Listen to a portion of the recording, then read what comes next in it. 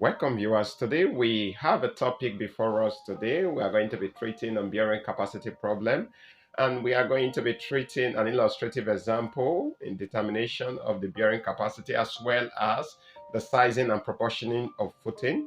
But before we go deep into the topic, I would like us to look at what we have on the board. On the board before us, we have an excavated footing, an excavated foundation, and we have a footing that is indicated with red stripes. Now this footing, we have this footing on the board. There's a footing and we have a column acting on the footing. Today we want to look at some of the foundation parameters. So we want to look at some of the parameters that are needed for the calculation of the bearing capacity of the soil. Now let's take a close look at the footing itself. We have this footing on the board, and there's the depth of the footing. We'll have the dimension of the footing to be LS and LY. We'll say let the LS and LY be equal to B over L, where LS represent the short length of the footing and LY represent the long length of the footing. We equally have a column that is acting on this footing. The column has a dimension AX and AY. All right, now we want to look at the bearing capacity using the Terzarghi's formula for calculating bearing capacity of a soil. Now, we start with the parameters that are needed for the determination of the bearing capacity of a soil. Most importantly, there are three basic parameters which you must ensure you have at your disposal if you want to calculate the bearing capacity of a soil. Having done the experimental work in determining some of these parameters, now we have parameter one, which we call the internal angle of friction. This is the internal angle of friction of the soil. Then we have the shear strength parameter C, which we have on the board. We have also the unit weight of the soil. Now, the unit weight of the soil, we can have what we call the saturated unit weight. We are talking about the weight of the soil per cubic meter. The saturated unit weight is the weight of the soil when it is containing water. All right, now we have that. Now we're going to look at the Terzarghi's formula for calculating the bearing capacity of the soil. Now, the Terzarghi general formula for calculating bearing capacity of a soil is Q ultimate equals to 1 all over 2. We have gamma B N gamma subscript plus Q naught N Q subscript plus NC and C.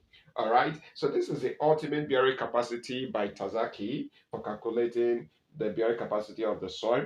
Now, in Terzarghi's method, on Terzarghi's formula, there are certain things we must take into consideration, what we call the shape factor. Now, the shape factor is also a very essential ingredient in using the Terzarghi's formula. Now, the shape factor has to do with the different shape of footing which we can design for. The first one I'm going to talk briefly on is the square footing. Now, of course, the square footing is very common when you have a situation where there is need for you to make use of square footing. I think it's very, very important for you to do that because of the ease of design. You are going to be designing just one way and you have your reinforcement. All right. Now, the square footing has what we call the aspect ratio. Now, the aspect ratio of your footing is the ratio of the breadth to the length. All right. So in this case, we'll say let our LS over LY be B over L, where B represent the breadth and L represent the length of the footing. Now, for the shape factor, when we are dealing with square footing, we are going to have X gamma to be 1 minus 0.2 B over L, where this B over L represent our aspect ratio. Now, if our B over L for the case of a square footing is 1, we are going to have this shape factor to be 0.8 for S gamma. Now, the same thing SQ, which is the shape factor for overburden pressure, and that one is constant, is 1.0. We have the shape factor for the shear strength, and that one we have 1 plus 0.3 B over L. Now, in the case of the square footing also, if we substitute 1 into this, we are going to have 1.3 as our shape factor. All right. Now, we look at the shape factor formula, like I said, the ultimate load, ultimate bearing capacity is this. This expression 1 will be multiplied by shape factor of S gamma.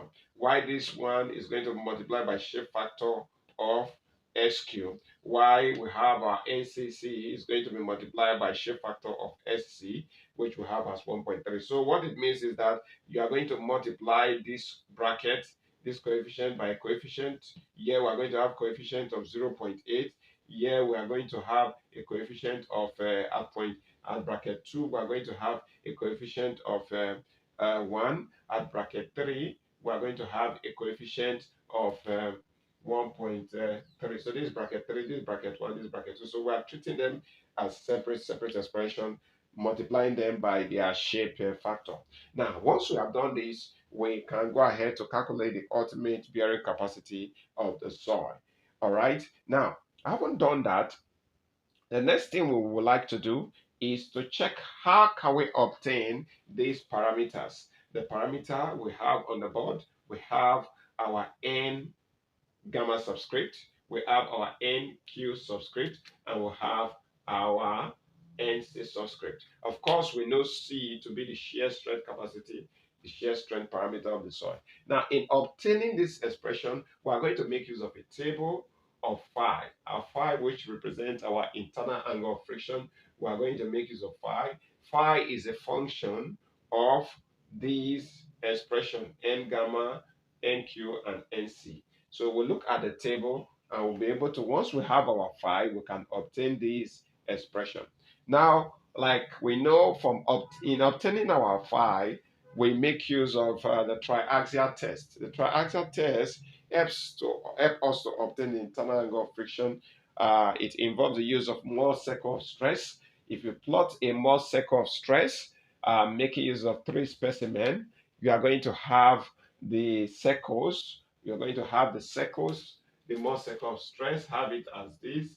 You have here, you have the shear stress and you have the vertical stress, and you plot this circle, you plot this circle, and you plot this circle. The diameter of the circles are different. When you plot them, all you need to do is to take the tangent of the circle. Once you take the tangent of the circle, you can have your shear stress here, which represents your C, at the intercept of the y-axis. Y, you have your value for internal angle of friction as the angle that this line forms with the vertical. All right, so we go ahead. Let's go ahead and see how we can determine and solve a problem on this. So the problem we're going to look at, the next we're going to talk about, before we go into the problem, let's look at the circular footing. Now the circular footing has its own S gamma to be 0.6. The circular footing has its own S gamma to be 0.6. So when you have circular footing, just know that your S gamma is 0.6. So in this place, we are going to put 0.6 here. So if we multiply it, you are going to have 0.3. While for square footing, if you multiply half by 0.8, you have 0.4. And that is the only thing that we're going to be having that will be changing in the case of a circular footing.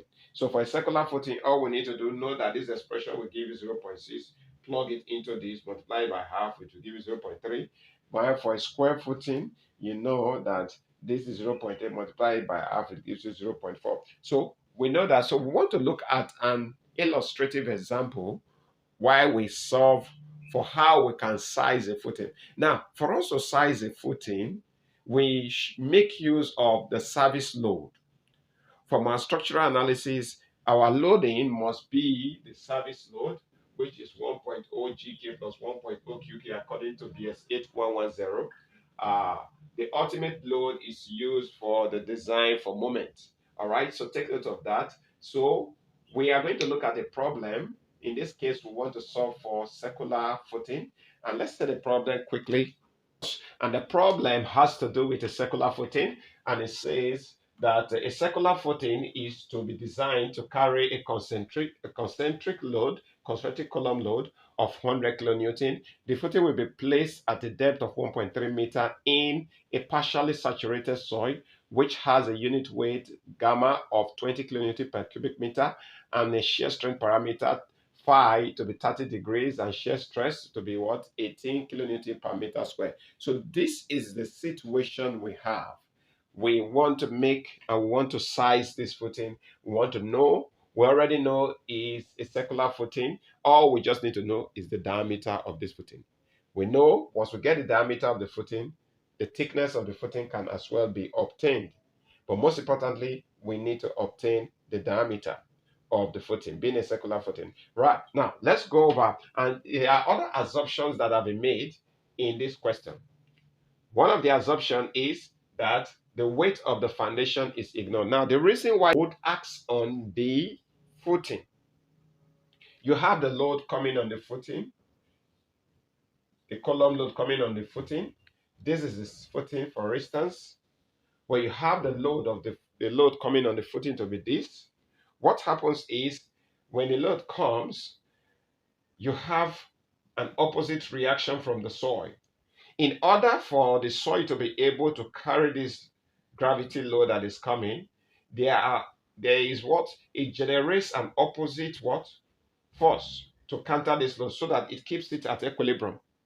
All right, or better still counter it. But if this load comes down, there is an equal. Remember, in Newton's third law of motion, you say for every action there is an equal but what? Opposite reaction. So as this load is coming, it's going to generate an opposite reaction from the base, trying to restrict it, trying to counter it. In the bid for it to counter it, it's going to put in pressure, an upward pressure. All right, so that upward pressure will be the pressure due to the soil plus the pressure due to the self weight of the footing. Now this self weight of the footing, actually we need to actually get the pressure from the soil. We do not want the pressure due to the self weight. So when we do that, we are going to minus the self weight. In normal design, you are supposed to minus the self weight from the entire pressure that is acting in the opposite direction to your gravity load. So, but in this case, we have already assumed that we should ignore this self weight of footing. All right, so we'll ignore the self weight of the footing while we do our sizing of the footing. Okay, so let's go over.